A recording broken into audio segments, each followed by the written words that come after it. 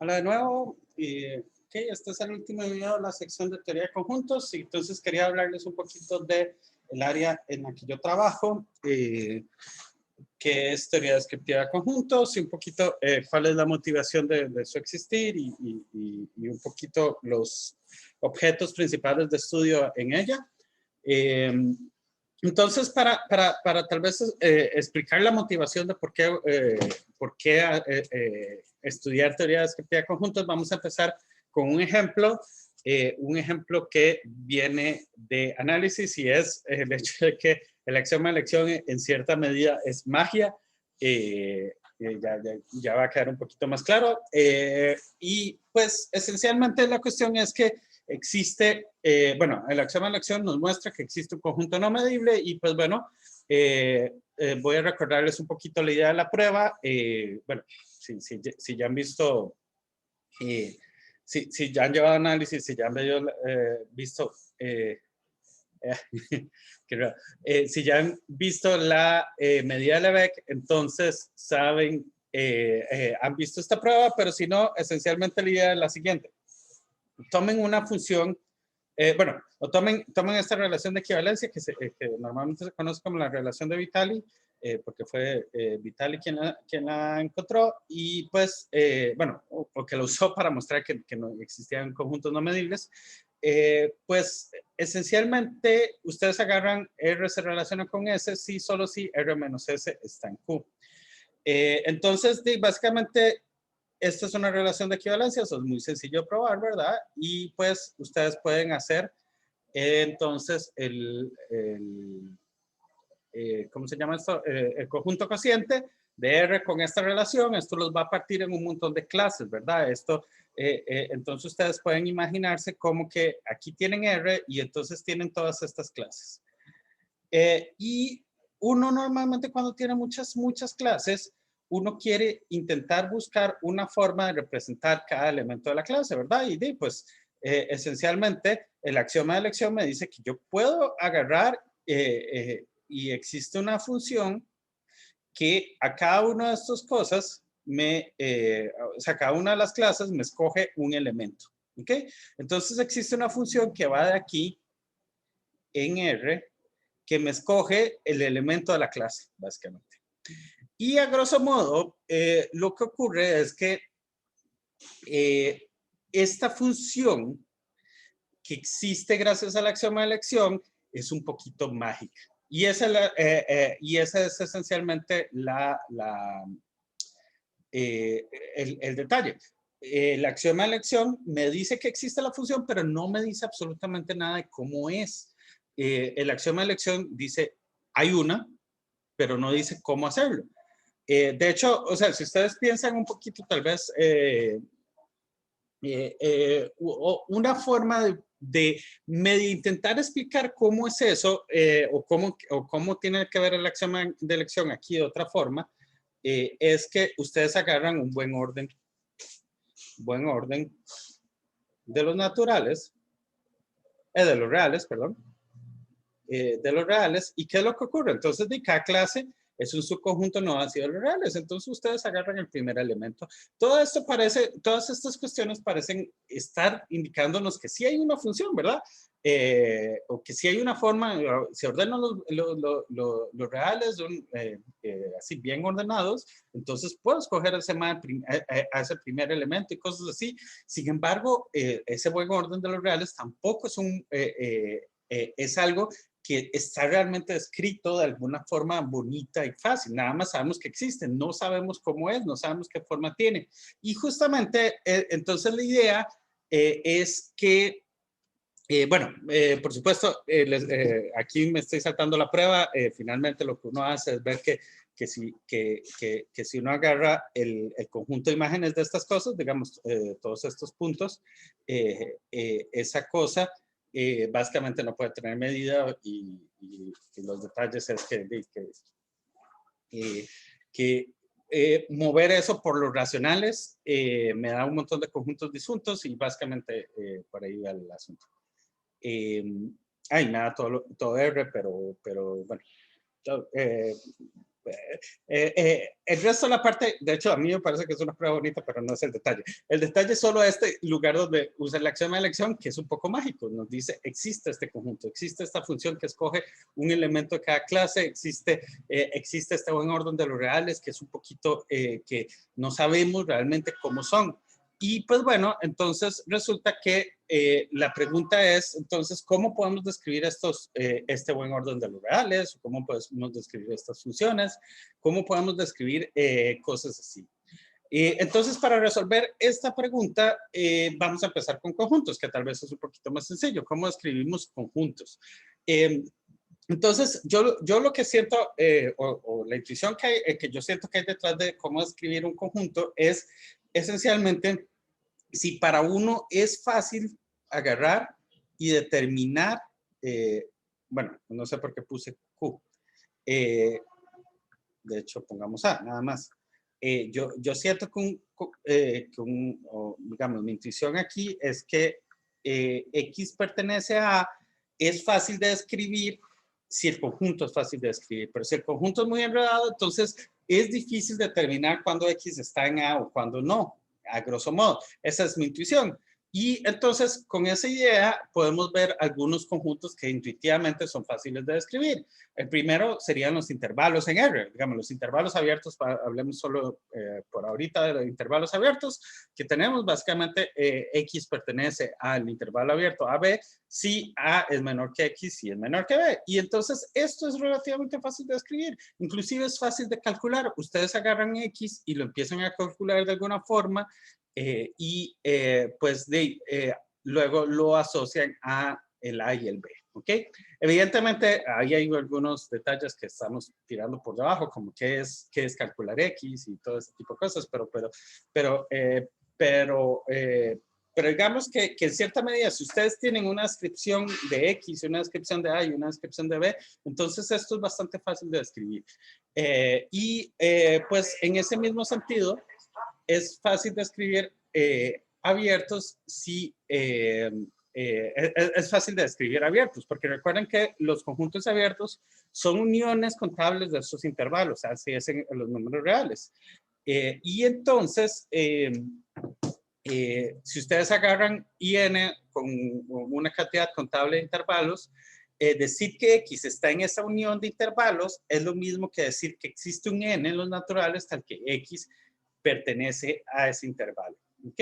Y entonces, de una forma más general, digamos, o sea, si, uno pensaría que si todos los AN son fáciles de describir,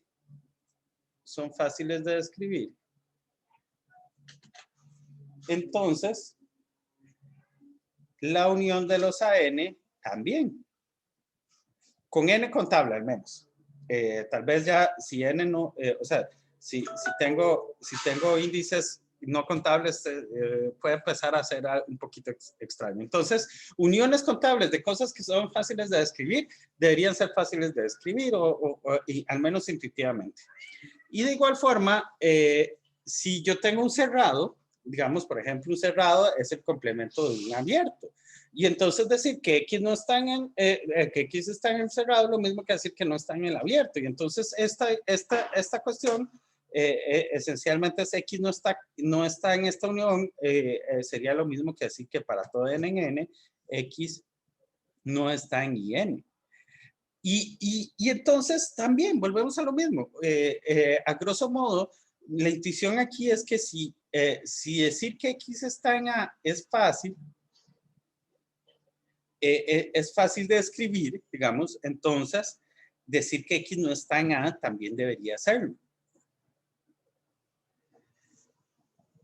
Y entonces, a priori, lo que les estoy diciendo aquí es, ok, yo creo, o esta es mi impresión, mi intuición, es que los abiertos son fáciles de describir, uniones de cosas que son fáciles de describir, son fáciles, uniones contables de cosas que son fáciles de describir, son fáciles de describir, y complementos de cosas que son fáciles de describir, son fáciles de describir, y entonces todo eso tal vez los que ya han llevado análisis les recordará algo, y pues efectivamente es el conjunto de los borelianos. En R los borelianos son el menor conjunto que contiene los intervalos y es cerrado por unión contable y complemento, ¿ok?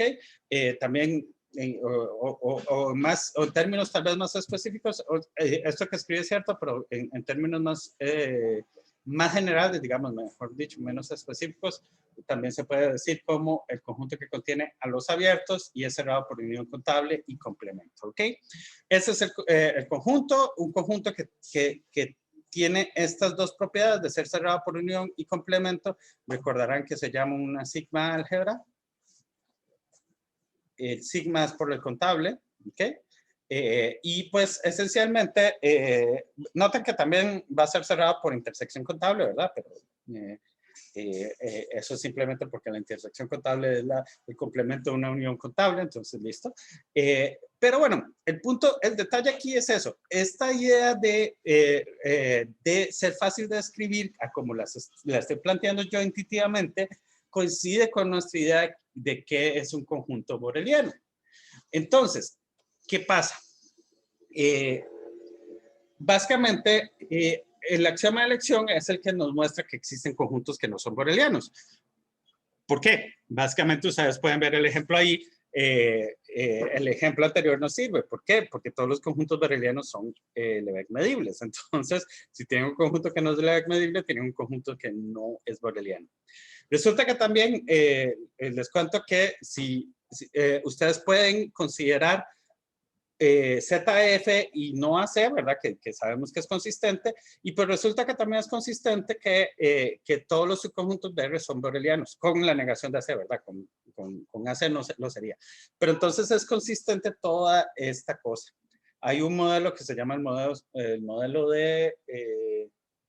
era solo ahí, creo, en donde todos los subconjuntos de R son borelianos, ¿ok? Y pues bueno, básicamente con esto en mente, esta es nuestra intuición de qué es fácil de escribir. No es la única, digamos, uno puede seguir más allá.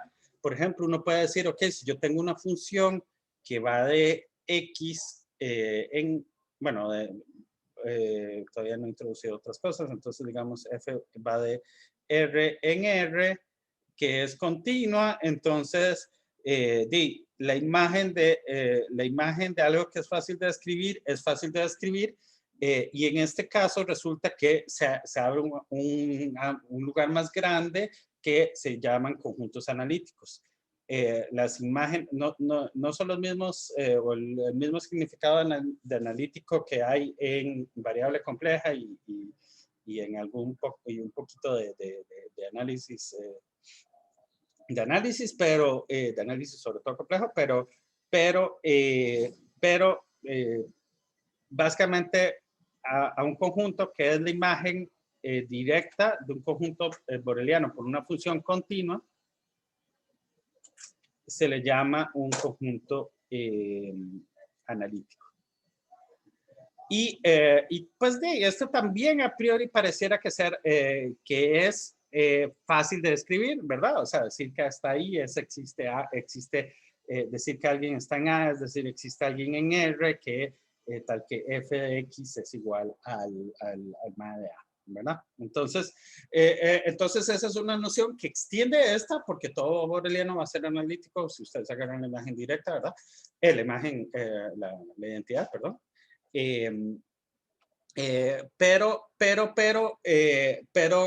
No quiero entrar demasiado en detalles de eso. En todo caso, lo que sí quiero entrar en detalle es que yo aquí estoy describiéndolo en R, pero esta idea puede extenderse a otros lugares.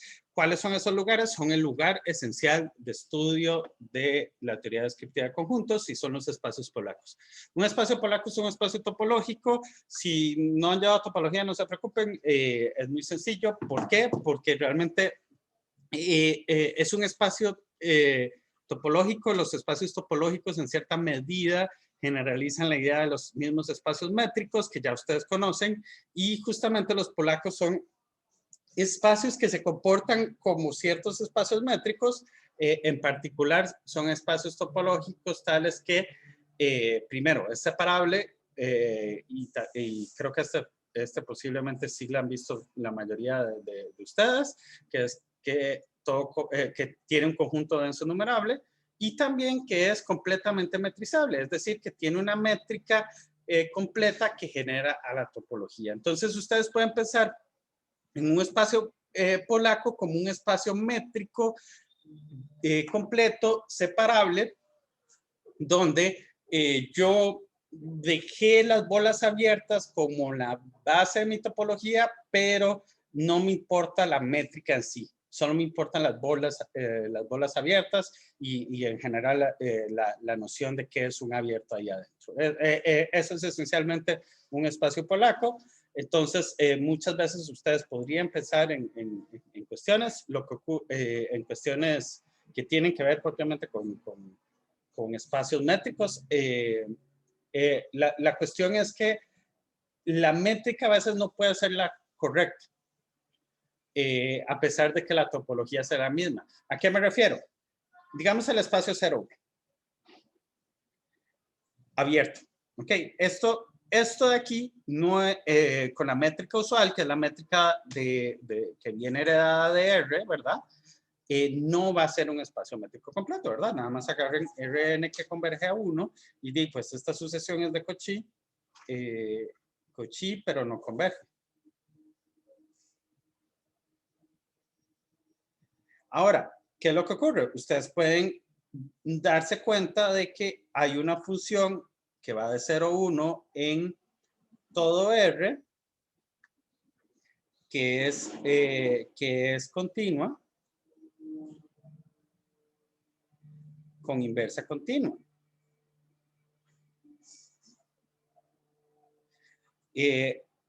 Una función que es continua con inversa continua se llama un homomorfismo. Esta función respeta en cierta medida el comportamiento de abiertos, ¿verdad? Entre un lugar y el otro.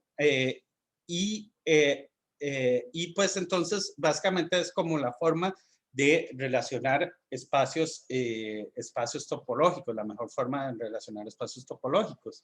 Esa, por supuesto, no es una isometría. La métrica aquí va a cambiar mucho, ¿verdad? ¿Por qué? Porque aquí la métrica, digamos, la distancia que hay entre, qué sé yo, 1 entre n y 1 entre n más 1, no va a ser lo mismo que la de sus imágenes, porque posiblemente estas imágenes van a crecer mucho. Bueno, depende un poquito de cuál es la función.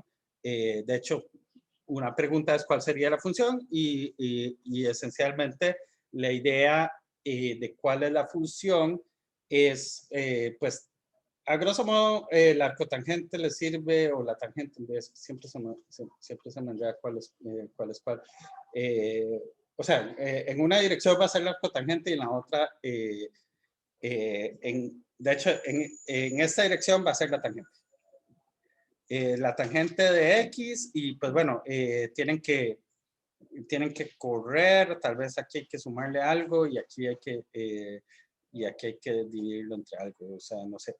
Algo así va a ser la función que va a ser continua, de inversa continua, porque la inversa va a ser simplemente la cotangente y esencialmente eso va a ser una continua, con inversa continua, que nos dice que estos dos lugares se comportan muy parecidos si solo nos preocupamos por los abiertos, olvidando la métrica. Y entonces esa es la cuestión de por qué nos interesa olvidarnos la métrica, porque la métrica usual aquí no nos sirve.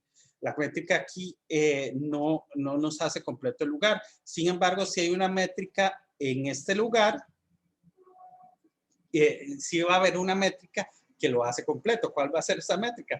Esencialmente, jálense hacia atrás la métrica que hay en R, usual. No, o sea, no es la métrica que hay en R, sino es la métrica que me dice 1 entre n se relaciona con 1, o la distancia de estas dos cosas es igual a la distancia de f de 1 entre n y f de 1 entre n más 1, donde f es esta función. F es esta función. Y pues bueno, esencialmente eso va a ser una nueva métrica acá que hace que ese espacio se comporte topológicamente de la misma forma que R y de hecho va a ser topológicamente igual que este mismo espacio, pero la métrica va a ser completamente distinta, ¿ok? Y el punto es eso es un espacio polaco. Los espacios polacos hay muchos, ya vieron dos, está R y está este espacio 0,1. Hay muchos otros, todos los R a la N. Básicamente estos dos espacios son dos espacios muy importantes en teoría descriptiva, 2 a la N, que son el conjunto de sucesiones de ceros y unos, ¿verdad? 0, 1, 0, 0, y ahí infinitos, ¿verdad? Sucesiones de ceros y unos, y estos son sucesiones de naturales. Sucesiones de naturales. Estos dos espacios son muy importantes en teoría descriptiva porque todo esto que hay de su topología es bastante combinatórica, digamos, es fácil de calcular algunas cosas en estos espacios. Hay muchos otros espacios, espacios de sucesiones, como otros espacios de sucesiones, digamos, ya con elementos en R, digamos, o sea, pero por supuesto no todos van a ser, pero digamos, estos sí, C0, LP, L infinito no es, por ejemplo, o sea, L infinito no es separable, y eso es lo que falla en el infinito, pero C0 y LP sí son separables y pues funciona muy bien. Hay espacios de funciones, los LP en general, y otros espacios de estos, digamos, el espacio de funciones continuas de R en R, por ejemplo, ese tipo de cosas. Bueno, de R, no, sí, bueno, muchos de estos espacios son espacios polacos, y entonces esto nos permite hacernos las mismas preguntas de, ok, ¿qué es un conjunto de funciones que es fácil de escribir? ¿O qué es un conjunto de sucesiones que es fácil de escribir? Todo ese tipo de cosas, y pues hacer cosas interesantes ahí. En general, el punto esencial entonces es que en todos estos lugares la idea de boreliano se puede hacer también, y eso corresponde entonces a un lugar donde al menos yo sé que ese lugar las cosas son fáciles de escribir, y gracias a esa descripción fácil que tengo, uno puede mostrar un montón de cosas. Uno puede mostrar, por ejemplo, y para contarles algo que uno puede mostrar, es todo conjunto boreliano,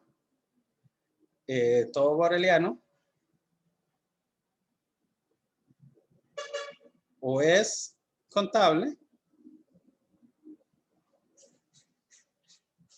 o tiene un subconjunto perfecto adentro, digamos, o sea, contiene, digamos, o sea, contiene, tal vez debería, o contiene un conjunto perfecto al interior, ¿ok? ¿Por qué esto es interesante? Porque noten en particular que entonces lo que me dice esto es, bueno, si no recuerdan que es un subconjunto perfecto, es un conjunto cerrado, sin puntos aislados, y es fácil ver que un cerrado sin puntos aislados tiene que tener cardinalidad 2 a la F0. Entonces, esto me dice que todo boreliano o es contable o tiene la misma cardinalidad del continuo, es decir, todo boreliano tiene que satisfacer la hipótesis del continuo, básicamente.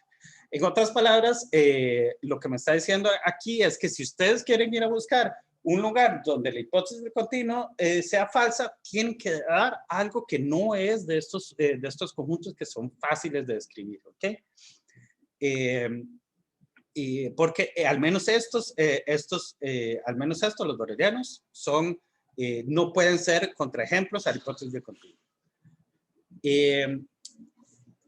Luego, ya para hablar de las funciones, que era un poquito la motivación que había detrás, ¿verdad? Había esta cosa que no era esta función que no era fácil de escribir. La idea es que las funciones que son fáciles de escribir son lo que llamamos funciones que son Borel medibles, que esencialmente son funciones que la imagen inversa de un abierto es un boreliano.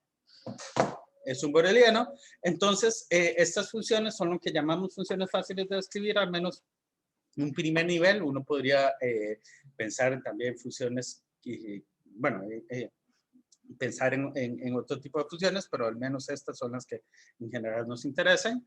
Y pues el caso es que uno puede entonces en todos estos lugares hablar de cosas que son fáciles de escribir y probar que estas cosas que son fáciles de escribir tienen ciertas características bonitas, como esta de que no pueden ser contra ejemplo de la hipótesis del continuo, o qué sé yo. Una cosa que a mí me gusta mucho son teoremas de uniformización. ¿Qué es eso? Básicamente, ustedes piensen que ustedes tienen una relación, digamos, aquí tienen números reales y aquí, bueno, realmente es en cualquier lugar. Entonces voy a poner X aquí y Y aquí, y tienen una relación, es decir, para cada elemento de X, ustedes encuentran un Y aquí. ¿Okay? Pero pueden encontrar muchos. Y entonces toda esta sección podría ser muy, muy complicada. Y muchas veces ustedes, por distintas razones, ustedes quieren encontrar una función que me dé uno, ¿verdad? O sea, ustedes quieren llegar y decir, ok, yo tengo esta relación, aunque para cada elemento aquí me va a dar muchos elementos acá, y pues entonces yo quiero encontrar una función, algo que me calcule uno de los Y's que está en relación con el X, ¿ok? El detalle es ese, no siempre va a existir, o sea, esa función va a existir por el axioma de elección, pero no necesariamente va a ser fácil de escribir. Y hay condiciones sobre la relación y sobre cómo son este tipo de secciones que nos indican cuándo puede existir este tipo de cosas. Eso es muy poderoso porque, de nuevo, hay muchos de estos espacios. Entonces, ustedes podrían estar pensando por ejemplo, funciones. Si ustedes dicen, ok, por decir un ejemplo muy tonto, digamos que F y G, o sea, que G es una antiderivada de F, y entonces ustedes quieren, digamos, encontrar una forma de encontrar una antiderivada de F fácilmente, y entonces, en este contexto, digamos, si ustedes pudieran mostrar algunas cosas con esto, podría mostrar que existe una forma de encontrar una antiderivada de eso. Tal vez ese no fue un buen ejemplo porque la verdad es que no sé si esa relación que estoy describiendo ahí de F es una antiderivada G está bien definida dentro de este contexto, pero bueno, nos deja algo interesante a pensar, y justamente cómo entonces algunas de estas cosas tienen, ¿cómo decirles?, aplicaciones directas en el mundo real, digamos. Tal vez también, bueno, eso es exactamente esto que les estaba hablando. Y tal vez otro ejemplo que... ya se me fue. Bueno,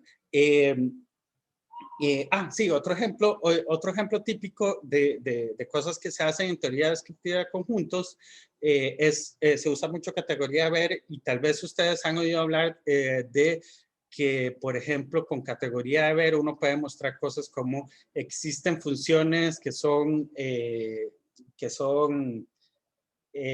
derivables en todo lugar, pero no son monótonas en ninguna parte.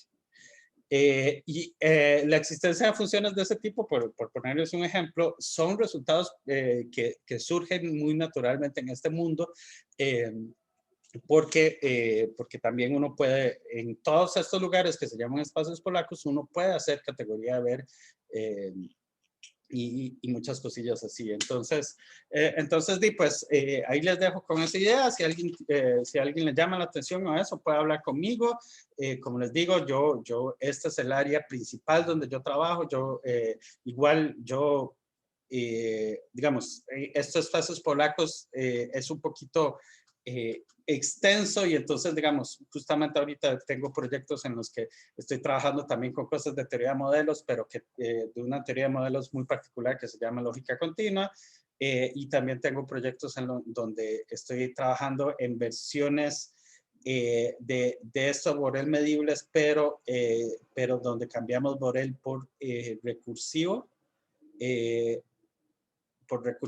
Y para algo muy específico, que son relaciones de equivalencia y cuestiones así, pero entonces, eso es algo que a mí me gusta mucho de esta área, de hecho, es que es bastante versátil, digamos, o sea, uno se puede ir por muchos lados interesantes, ¿ok? Entonces, bueno, con eso terminamos esta sección de teoría de conjuntos. Insisto, si a alguno le llama la atención esta o alguna de las otras áreas, puede hablar conmigo y yo los puedo al menos indicar con quién pueden hablar o qué pueden leer o qué pueden hacer más, si les llama la atención algo de esto, ¿ok? Entonces, nos estamos viendo, nos vemos pronto, hasta luego.